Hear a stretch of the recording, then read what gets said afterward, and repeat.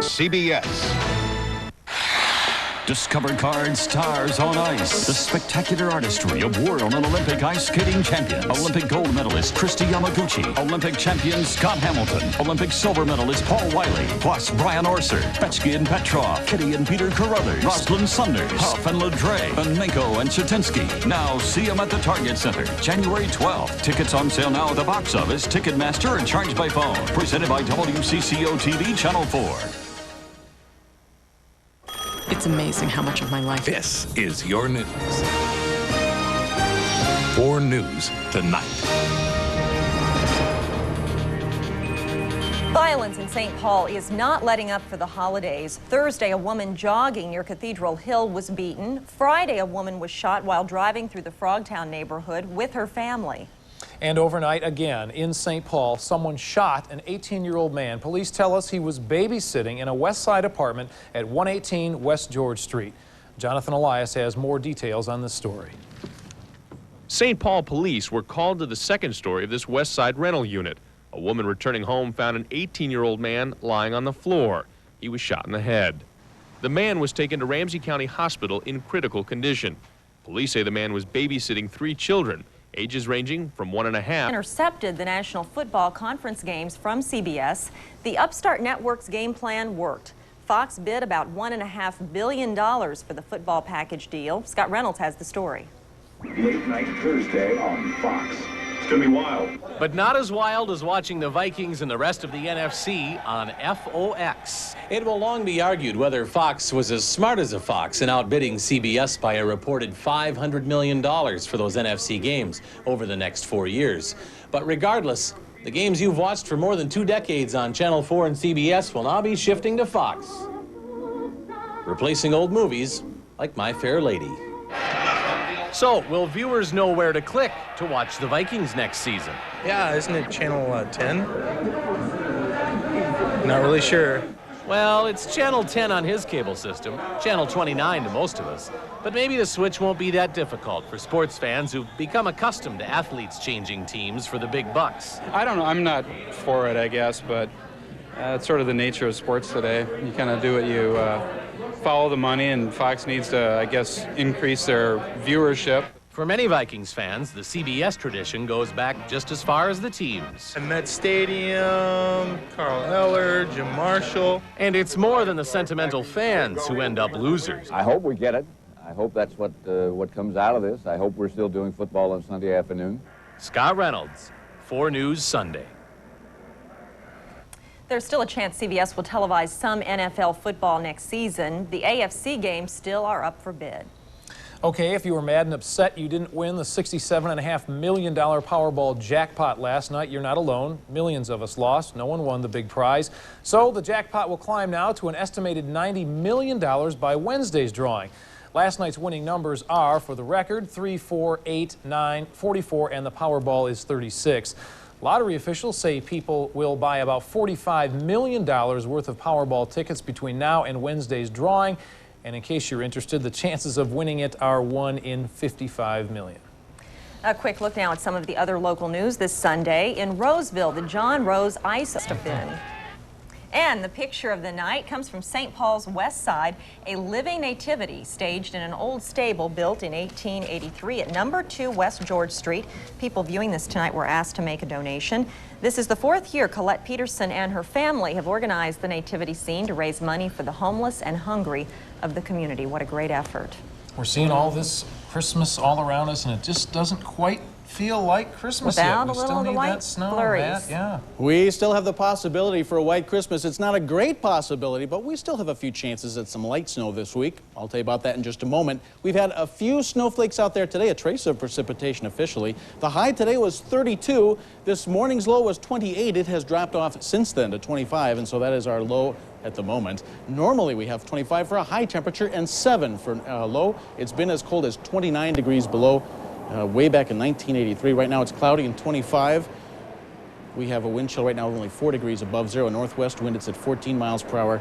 And the relative humidity, 78% right now. And what we have is temperatures that are cooling down across most of the upper Midwest. Already temperatures are in the mid to upper 20s across southern Minnesota, upper teens across the northern part of the state, and everybody's got some of that wind out there tonight. And so wind chills much colder. Doesn't feel like the 20s. Actually feels like single digits across portions of southeastern Minnesota and back into portions of western Wisconsin also. And it looks like satellite pictures over the past 24 hours are going to start to clear us out by tomorrow night. We have 2 cold fronts on the map tonight.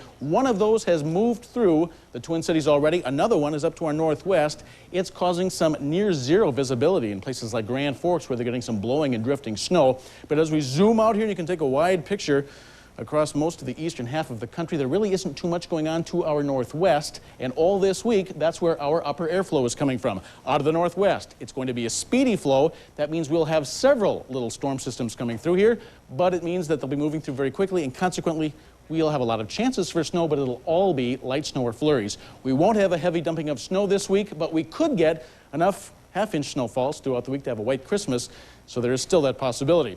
Over the next 24 hours, we are expecting to have some light snow or flurries tonight as this system moves through that we currently have. Again, could see some clearing tomorrow night. I don't think it'll be in time for any sunshine, but then another chance for some snow coming up on Tuesday. Temperatures colder.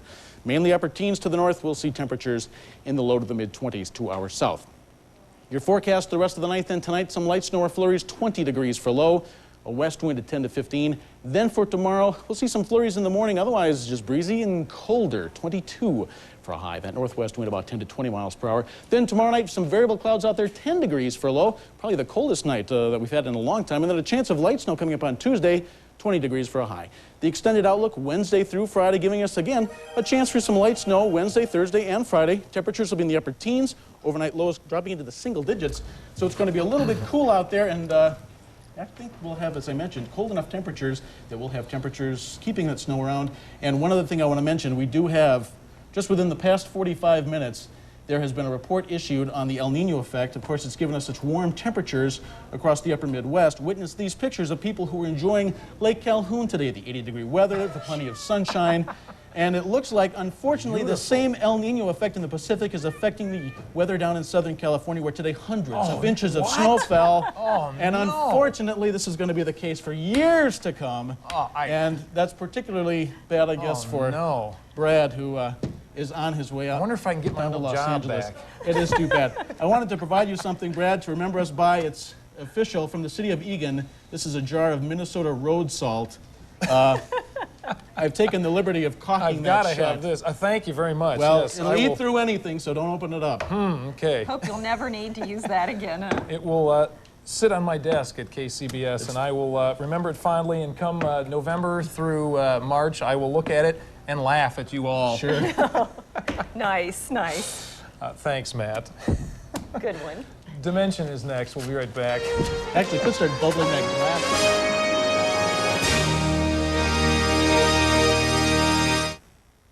Your weather has been sponsored by NSP, the energy. Yeah, that tidbit of information aside.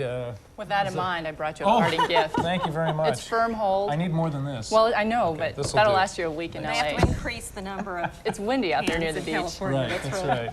Well, a big day for the Vikings. Great day for the Vikings. Everyone's happy on their way back. Well, it might have seemed ridiculous this time last week to even think that the Vikings could take the Central Division.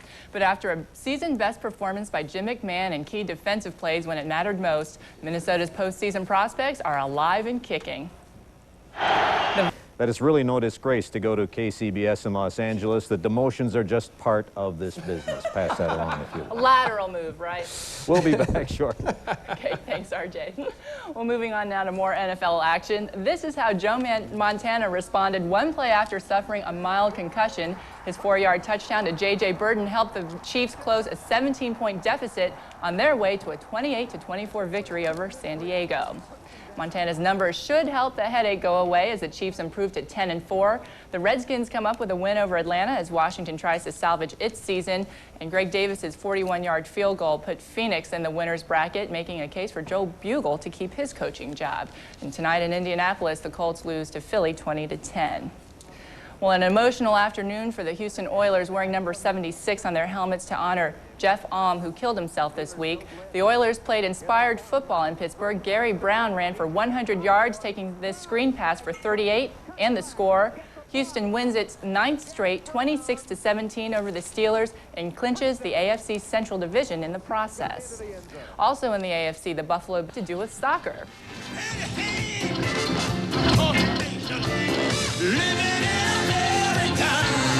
Do that again, Brad? Ha! James Brown and a host of stars were on hand to commemorate the World Cup soccer draws for the '94 tournament. Talk about an extravaganza. Where else would you get Rod Stewart, Barry Manilow, and Willie Nelson on the same stage?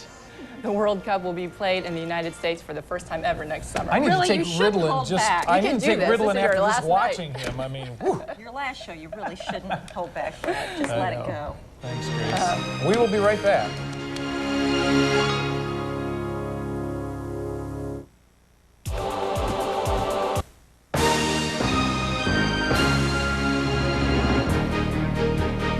Okay, as you may have surmised by now, I am leaving WCCO Television. What? Yes.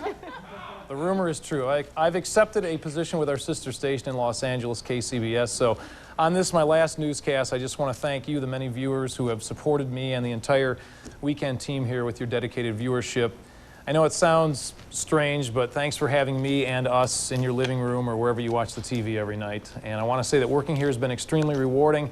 I found you, the people of Minnesota, to be exemplary in your commitment to community and families. I've covered different stories, and it's been really enjoyable for me. And I want to thank WCCO Television as well for the opportunities that they've offered me during the last 2 years. But most of all, I have to thank my colleague and my good friend, Amy Marsalis. She's been a joy to work with. Well, thank you, Brad. And we want to show how much we've enjoyed working with you. We want the viewers at home to get a good shot of this. Can you read this? It says, "Good luck in LA." Well, it's spelled right. We've got the E on the end there. Spelled the right way. We wish you all the luck in the world. We'll really miss your enthusiasm and your energy every weekend. There's all your poker debts, too. Well, thanks. Okay, thanks. Good night, everybody. Good luck, Brad. I'll miss you guys. Good luck. Roses. Keep smiling.